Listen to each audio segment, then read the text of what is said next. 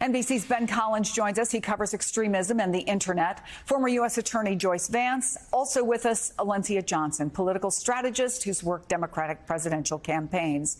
Ben, look, social media, we saw this laid out, was instrumental in organizing and spreading the messages here. But what are we seeing online now? Yeah, those same forums that helped organize these sorts of things, the ones that came up in the hearing yesterday, 4chan and the Donald, those places which are still around and still doing that sort of thing, they don't pay attention to the hearings straight up. In fact, post about them at all in the top 20 or so posts on the Donald today. What you see is, just rote culture war issues, stuff about Hunter Biden, stuff about pronouns and transgender rights. They are fully moved on from Donald Trump. Now, what they will do, if they feel there is a new main character they can plug in there, for example, like last week with Cassidy Hutchinson, someone they believe to be a soft target to attack on the internet, they will take somebody from that testimony, they will attack them, and they will try to make the whole thing look like a sham. But in terms of actually listening to what's going on here, that is not something that's happening in these forums. But do they still feel like that democracy was stolen from them? We think of the internet as this murky place where extremists can hide and just talk to each other. But over the July 4th weekend, we saw a group called the Patriot Front marching in Boston. I mean, they feel fine, I guess, to be out in the daylight, although they're wearing masks. Do they see the Biden presidency as merely a setback? Help us put sort of what is being heard, even maybe not by them, in these hearings, in the context of sort of where their mindset is and the danger they might pose. Yeah, the extremist train has left the station here. Whether it needs Donald Trump or not is something that remains to be seen. But these people have formed into groups. They feel still like they are fighting for either their race in terms of groups like Patriot Front, or for what they believe the country to be. They believe that the country is being overrun by the New World Order, who is, some big cabal that is taking over all of their rights. And there are people like Donald Trump who will be messengers for that exact talking point. But the issue is now he's maybe not the only or best messenger for them. That's something they're going to decide in 2024. But the larger groups remain, and they are growing in these spaces because of social media. They've only doubled down since January 6th.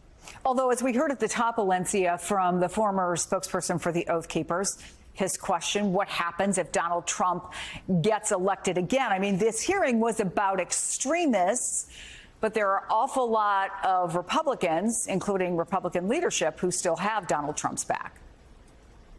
Absolutely. I think we are having this conversation about extremists, but there are a lot of Republicans who are still in office, Republicans who are still working on campaigns, Republicans who are going on Fox News and actually pushing against what we are finding in the January 6th committee. So I think we have to be careful of labeling this as just an extremist issue when the reality infiltrated the Republican Party, and they are actually not as concerned about what has happened. I mean, they're getting rid of Liz Cheney. They are trying to make sure that she loses her seat because she stood up and did the right thing for her investigation happening, what happened on January 6th, and Donald Trump's role in it. Joyce, so one threat, obviously, the extremists who believe the big lie. What about the idea of how blatant, potentially, some might argue idiotic, it would be to try to tamper with a witness in the middle of these hearings? Whatever happened, no former president has been indicted for criminal conduct before. How much do you think DOJ is weighing whether it's more dangerous to do that or not to do it?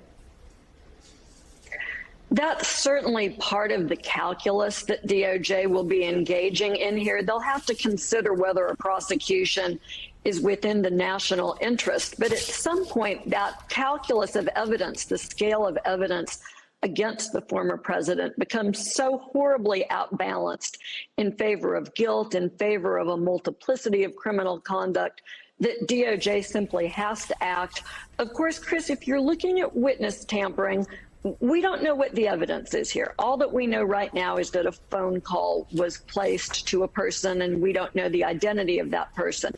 But if there is clear evidence of witness tampering, even independent of all of the former president's other misconduct, it becomes imperative for the Justice Department to prosecute Trump just like it would any other defendant or target in a criminal case who tries to tamper with a witness. To not do so would be to fundamentally unbalance our system of justice. So something that we're going to see potentially more of, maybe some more clues to that next Thursday in the primetime hearing.